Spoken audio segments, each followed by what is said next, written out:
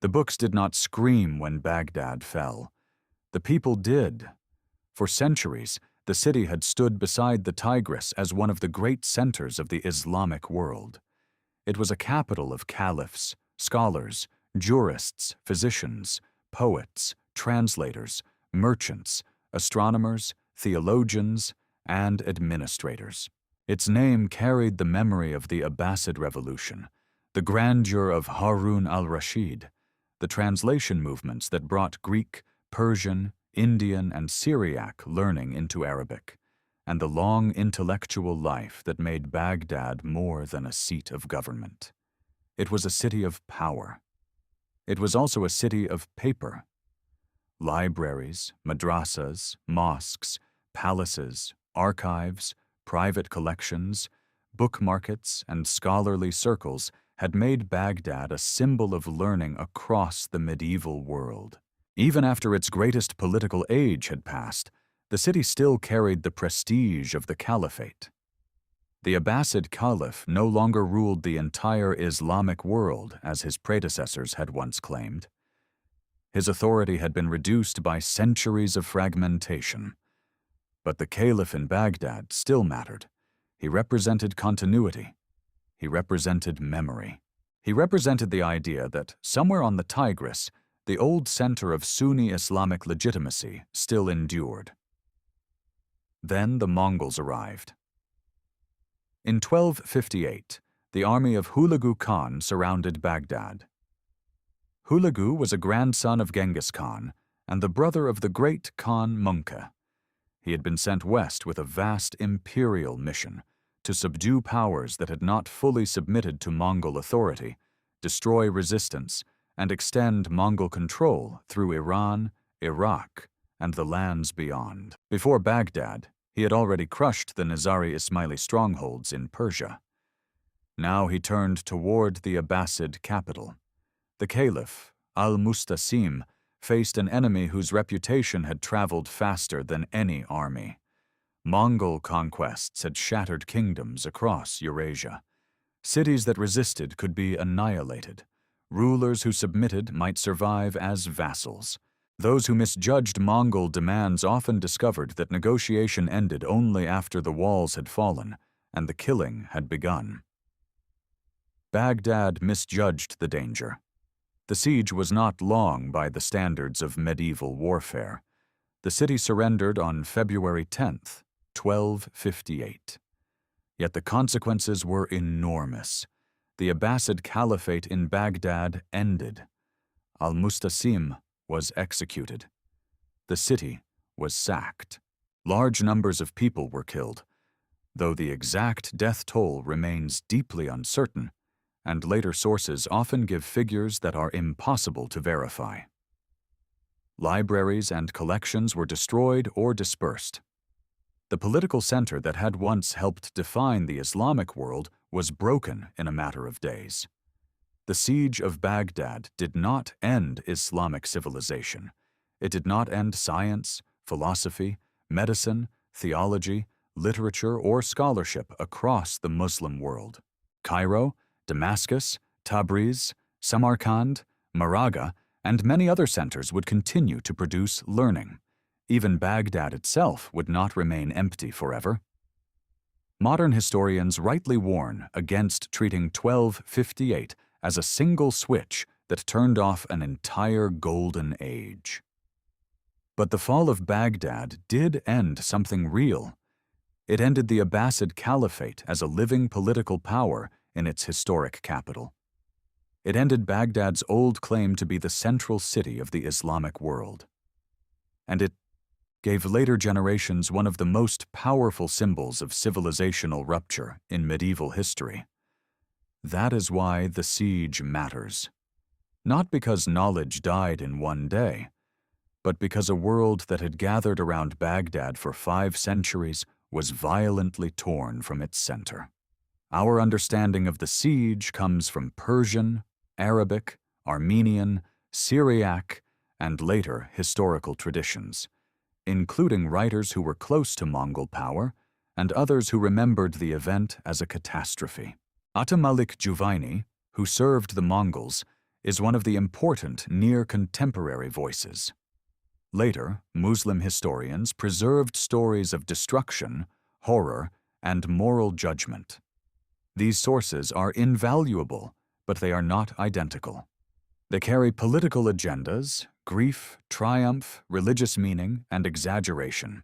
The famous image of the Tigris running black with ink from destroyed books and red with blood from the dead is powerful, but it belongs to the realm of historical memory as much as strict evidence. The broad truth is still devastating. Baghdad fell. The Caliphate was destroyed, and the Islamic world lost one of its great symbolic capitals.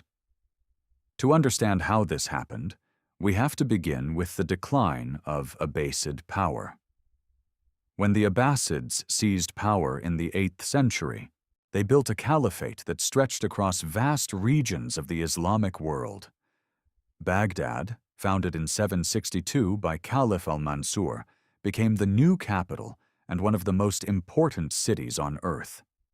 Its circular design, court culture, administrative sophistication, and economic connections made it a center of imperial authority.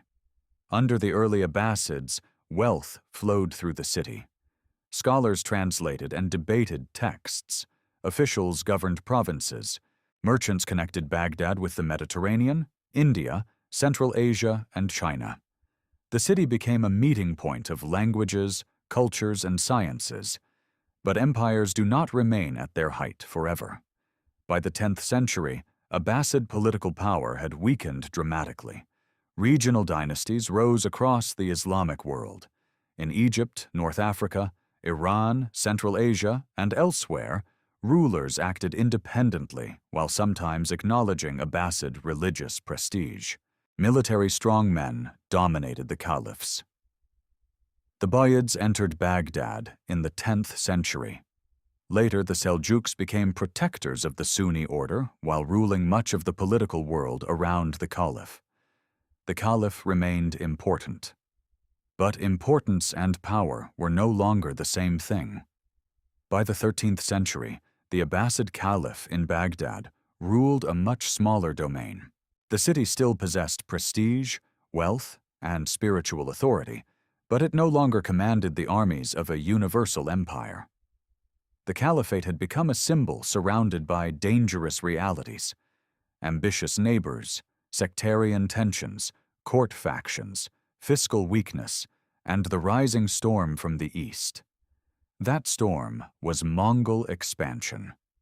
The Mongol Empire had begun under Genghis Khan in the early 13th century and expanded with unmatched speed. It destroyed the Khwarezmian Empire, devastated cities across Central Asia, pushed into Russia and Eastern Europe, and absorbed enormous territories through cavalry warfare, siegecraft, intelligence, and terror. The Mongols were not simply raiders. They were builders of imperial systems, capable of using engineers, administrators, local allies, and specialists from conquered lands. They were also relentless in demanding submission. A ruler who accepted Mongol authority might keep a throne under tribute. A ruler who resisted risked destruction. The Mongol political language was clear. The world was expected to submit to the Khan. Refusal was rebellion against an order the Mongols believed had been granted to them by heaven. Hulagu's Western campaign was part of this larger imperial logic. He did not come as a wandering commander seeking plunder alone. He came with the authority of the Great Khan, with an army assembled from Mongol forces and allied contingents, including Armenians, Georgians, Persians, Chinese siege specialists, and others. His army represented the reach of an empire that could draw skills and manpower from across Eurasia. Before we continue, consider subscribing to Ashes of Empire. It helps this channel grow and helps us keep improving the quality of these forgotten war documentaries. Baghdad's ruler, Caliph al-Mustasim, was not prepared for the scale of the danger. Sources often portray him as weak, indecisive, poorly advised, or overconfident. His vizier, Ibn al-Alqami is sometimes accused in later Sunni traditions of betrayal, though modern historians treat such claims with caution because they reflect the sectarian and political blame that followed disaster. What is clearer is that the caliph failed to respond with the urgency the situation required. He did not assemble a force capable of meeting Hulagu in the field. He did not secure a strong coalition. He did not submit on terms that might have spared the city. He appears to have relied too much on Baghdad's prestige and too little on its military reality. Prestige could not stop Mongol siege engines. The diplomatic exchanges between Hulagu and al-Mustasim were tense and increasingly hostile. Hulagu demanded submission, military support, and the dismantling or weakening of Baghdad's defenses. The caliph refused or delayed. He may have believed that the Muslim world would rally to defend the seat of the caliphate. He may have believed the Mongols would not dare destroy so sacred and prestigious a city. He may have believed Baghdad's walls and population could endure long enough for circumstances to change. If so, he misunderstood both his own weakness and Hulagu's purpose. By early 1258, the Mongol army closed on Baghdad. The city was approached from multiple directions. Mongol commanders used the methods that had made them so dangerous across Eurasia: coordination, engineering, encirclement, siege machines, psychological pressure, and disciplined violence. Baghdad's defenders attempted sorties, but they were outmatched.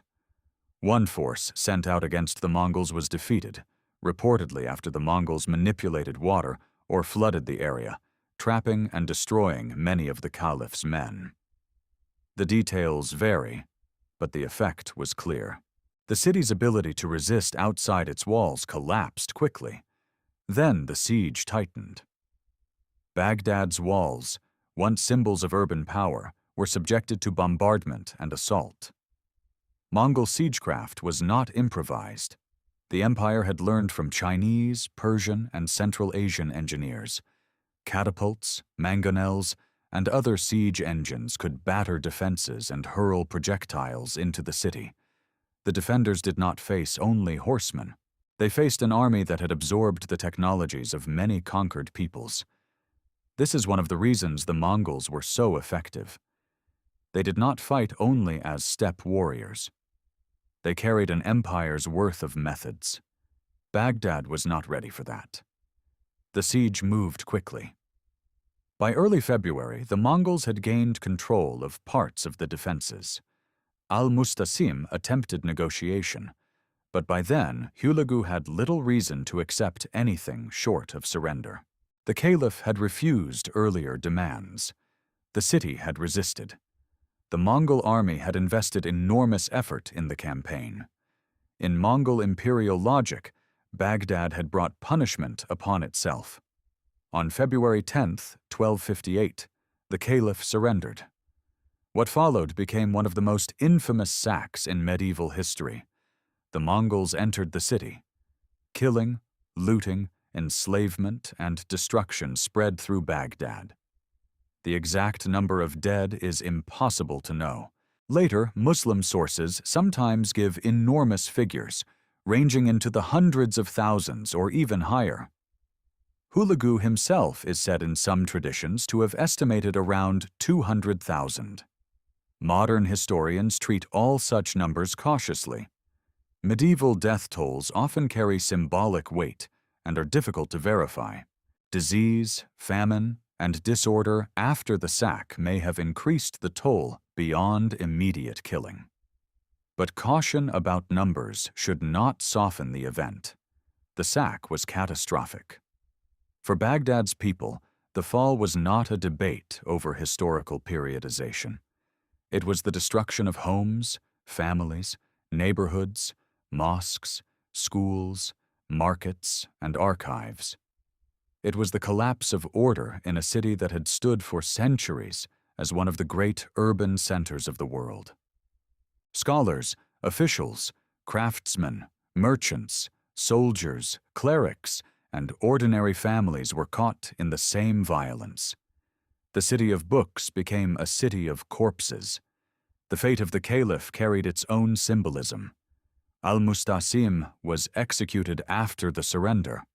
Later accounts often say he was wrapped in a carpet and trampled because Mongol custom avoided spilling royal blood directly onto the earth. Whether every detail is exact or stylized, the result is certain. The Abbasid Caliph in Baghdad was killed by order of Hulagu. This was a political earthquake. For 500 years, despite weakness, fragmentation, and humiliation, the Abbasid name had endured in Baghdad. Caliphs had been dominated by generals and sultans. They had lost provinces and armies. They had seen rivals claim power elsewhere. But the line remained. The city remained. The caliphate remained as a symbol of continuity. In 1258, that continuity was broken. If you want more forgotten conflicts where a single siege exposed centuries of decline, subscribe to Ashes of Empire. Some empires do not fall when they lose their first province. They fall when the symbol holding the world together is finally destroyed. The destruction of Baghdad's intellectual life became one of the most powerful elements of the siege's memory. The House of Wisdom, or Bait al-Hikmah, had long been associated with Abbasid scholarship, translation, astronomy, mathematics, medicine, and philosophy. By the 13th century, the exact institutional form and importance of the House of Wisdom are debated by historians. It may not have existed in the same way later memory imagined it. Baghdad's intellectual life was spread through many libraries, schools, mosques, private collections, and scholarly networks. But that distinction would not have mattered to those watching books burn or disappear. The sack destroyed collections, archives, and institutions. Scholars were killed or scattered. Manuscripts were lost. Administrative records vanished. The cultural damage was real, even if later images of total destruction were shaped into legend. The famous story that the Tigris turned black from the ink of books thrown into the river captures the emotional truth of the catastrophe, even if it cannot be treated as a precise eyewitness measurement. It expresses what later generations believed had happened. Knowledge itself had been wounded. That belief became part of the siege's legacy. Yet historical accuracy requires another truth. The Islamic Golden Age did not simply end in one day. The intellectual life of the Islamic world had never belonged only to Baghdad. By 1258, major centers of scholarship existed across a wide geography: Cairo, Damascus, Aleppo, Konya, Tabriz, Nishapur, Bukhara, Samarkand, Cordoba's earlier legacy in Al-Andalus, and many others. Philosophy, law, medicine, astronomy, theology, poetry, historiography, and mathematics continued after Baghdad fell. Even under Mongol rule, intellectual patronage did not vanish. The observatory at Maraga, associated with Nasir al-Din al-Tusi and supported under Hulagu's regime, became an important center of astronomical work. The Ilkhanate that emerged from the Mongol conquest would eventually adopt Islam and patronize Persianate culture, art, administration, and scholarship. So why does Baghdad still feel like an ending? Because symbols matter in history. The fall of Baghdad ended the old Abbasid center. It severed the link between the caliphate, the city, and the memory of a universal Islamic empire. It marked a shift of political gravity away from Iraq and toward other centers, including Cairo and later Tabriz. It told the Islamic world that the most famous seat of caliphal authority could be conquered, sacked, and stripped of its sacred prestige. The Golden Age did not die everywhere, but Baghdad's Golden Age did. And because Baghdad had once stood as the brightest emblem of that larger civilization, its fall came to represent the end of an era. After the sack, Hulagu did not simply disappear. He established the basis of the Ilkhanate, the Mongol state that would rule Persia, Iraq, and surrounding regions. Baghdad survived under Mongol rule, though diminished. It would never again be what it had been under the Abbasids.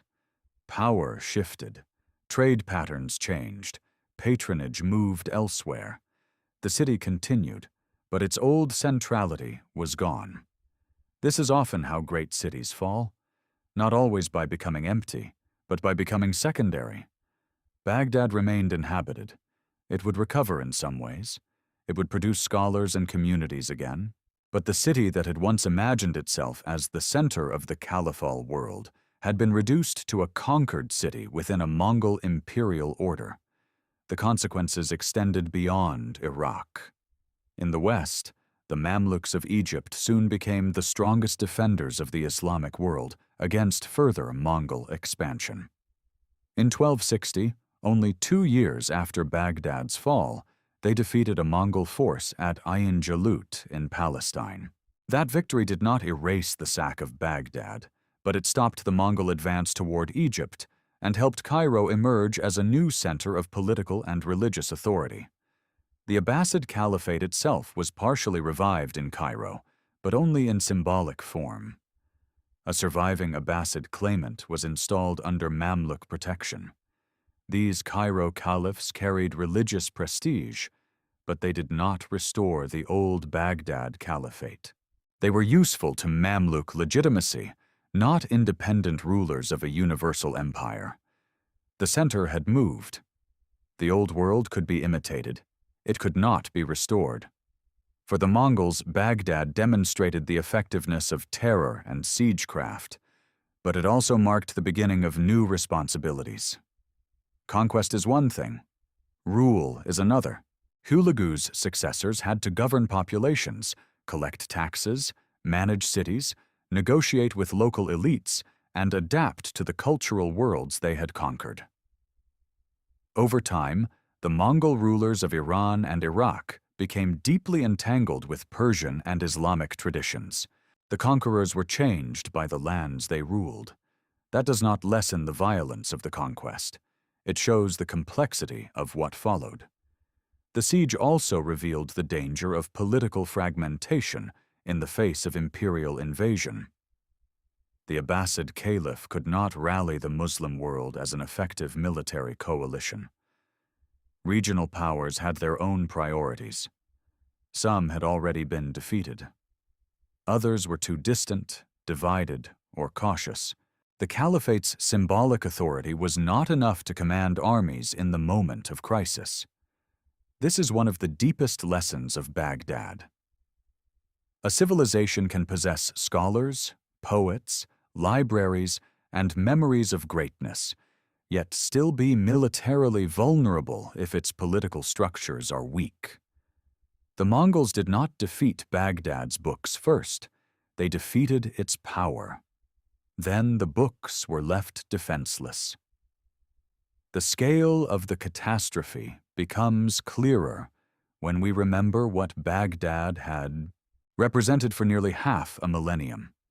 It had been a capital where paper helped run empire, where translation connected civilizations, where jurists argued law, physicians studied bodies, astronomers measured the heavens, and poets shaped language into prestige. It was a city whose identity rested on administration and intellect as much as on walls. The Mongol sack attacked all of that at once, not by debating it, by burning through the institutions that allowed it to live. Ashes of empire follows the sieges, invasions, and broken capitals that changed the fate of civilizations. Subscribe to keep exploring the wars history remembers in ruins, silence, and scattered pages. The title, The Siege That Ended the Islamic Golden Age, must therefore be understood carefully. If by Islamic Golden Age we mean all creativity, scholarship, and intellectual achievement in the Muslim world, then the phrase is too simple. Learning continued. New centers rose, scholars adapted, manuscripts survived, traditions moved. The story of Islamic civilization after 1258 is not a story of silence. But if we mean the old Abbasid-centered world, the world in which Baghdad symbolized the union of caliphal authority, urban wealth, and intellectual prestige, then the siege was an ending of immense consequence. It ended the city's claim to stand at the center. It ended the Abbasid Caliphate in its original seat. It ended the illusion that Baghdad's prestige could protect it from the violence that had already consumed so many other cities. The fall of Baghdad is haunting because it joins two kinds of destruction: the destruction of people and the destruction of memory. The first is immediate, the second lasts longer. A city can rebuild walls, markets can reopen, families can return or be replaced. But lost archives, broken scholarly lineages, murdered teachers, scattered students, and erased collections leave gaps that cannot be fully measured. History often remembers the dead in numbers. Baghdad asks us to remember what cannot be counted: a lost manuscript, a silenced classroom, a legal archive burned before anyone knew what future question it might answer, a scholar killed whose unwritten book vanished with him, a city that had once collected the knowledge of worlds forced to watch, its own memory torn apart. That is why the siege became legend, and like many legends, it grew around a core of truth too terrible to ignore. By the time the killing stopped, Baghdad had entered a different age. The Abbasid Caliph was dead. Hulagu's authority ruled the city. The Mongol world had reached the heart of Iraq. The old center of Sunni caliphal legitimacy had been replaced by a conquered capital under an empire born on the steppe. The Tigris still flowed, but the world along its banks had changed. The city would not vanish. Few great cities do. Baghdad would live under Mongol, Turkic, Persian, Ottoman, and modern powers. It would continue to matter. But the Baghdad of the early Abbasids, the Baghdad of universal ambition, translation, courtly power, and caliphal centrality, was gone. The Mongols did not merely take a city, they ended a political memory. And yet, the final lesson of Baghdad is not that civilizations die when their libraries burn. That is too narrow and too hopeless. Civilizations are larger than one city, even a city as great as Baghdad. Knowledge can flee. Faith can adapt. Language can survive conquest. Scholars can rebuild under new patrons. The Islamic world after 1258 remained vast, creative, and powerful in many places. The lesson is sharper. Civilizations can survive catastrophe, but they do not survive unchanged. After 1258, the Islamic world no longer had the same center. The Caliphate no longer carried the same political reality. Baghdad no longer stood untouched in the imagination of power. The Mongols had shown that the most prestigious city in the Muslim world could fall like any other if isolated, misgoverned, and left without sufficient defense. The siege ended with surrender. The catastrophe began after the gates opened. When al-Mustasim walked into Mongol custody, he carried with him more than his own fate. He carried the last fragile authority of a dynasty that had once claimed leadership over the Islamic world. When he died, the Abbasid age in Baghdad died with him. Not every book, not every science, not every school, but the great imperial and intellectual world that had made Baghdad its symbol. That world ended under Mongol hands. No single siege can kill an entire civilization. but a siege can kill a center. And in 1258, on the banks of the Tigris, the center broke. The smoke rose above Baghdad. The palaces were stripped. The caliph was dead. The libraries were wounded. The scholars were scattered.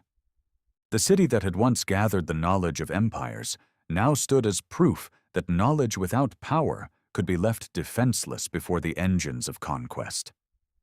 The Islamic Golden Age did not vanish from the earth that day, but its Abbasid heart stopped beating. And for generations afterward, whenever people remembered the fall of Baghdad, they did not remember only the Mongols entering a city. They remembered the moment when the ink of a civilization seemed to run into the river, and the world that had written it could no longer protect the page.